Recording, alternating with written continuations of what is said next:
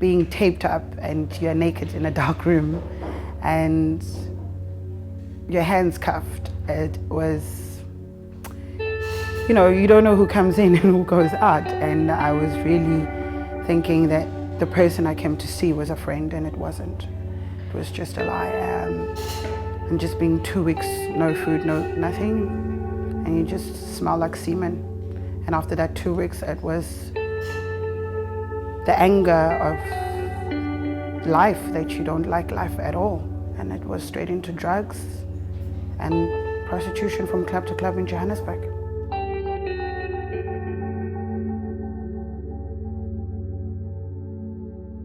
It was a very empty room. And I was like, wow, your room is empty. And she's like, don't worry.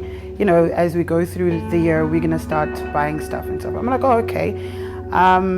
She walked out the room, and that was the last time I saw her. And then I think first 3 guys walked in, which was Zimbabweans.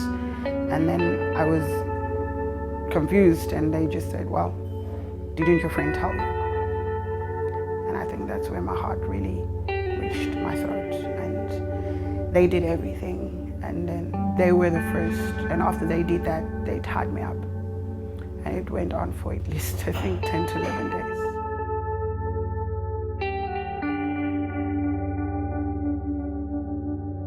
There were times, there's this technique that I did of holding my breath and just trying to get myself out of conscious and not breathe.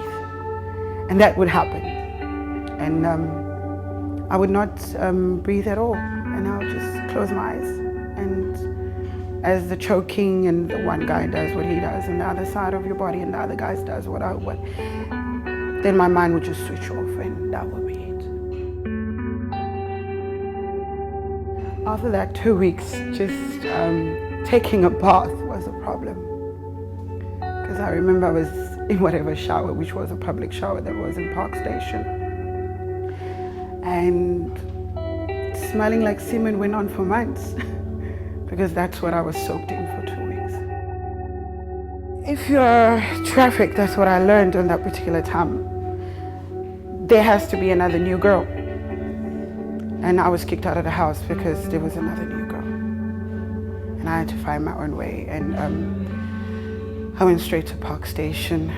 I had to find a guy, truck driver, to give me my first prostitution money.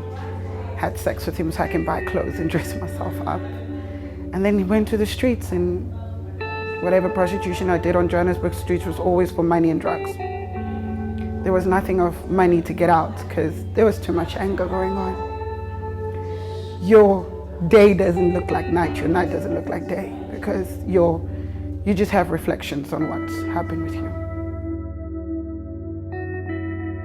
So with my friend, it's somebody that I knew, but it wasn't somebody that I know that could traffic me.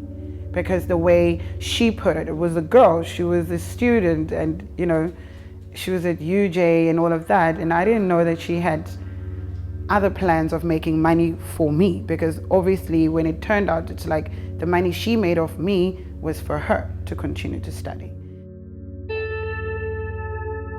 I'm at the incredible place now. I'm at a beautiful NGO working at Embrace Dignity, and they just like, whatever you want to do with your life, we're here to help you. And I've met incredible people that believe that I am a different person instead of the people that I met when I was going through the process of change. So I'm at an amazing place, and I'm looking forward actually to be on the front line and say no to this thing of human trafficking and prostitution and rape.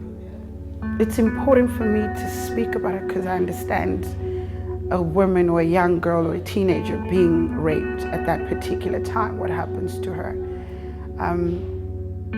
My first time I knew that my everything was taken away. Me not even knowing if I'm a woman or a girl or a teenager or my dreams, everything, it was just completely black. And it's so important that I have to speak out in every way that I can, because it's still happening.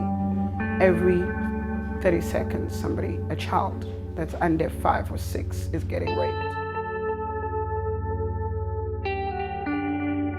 Say to the parents, look at your daughters, talk to them, tell them how beautiful they are, because they're going to try to look at from somebody that's going to take advantage of them.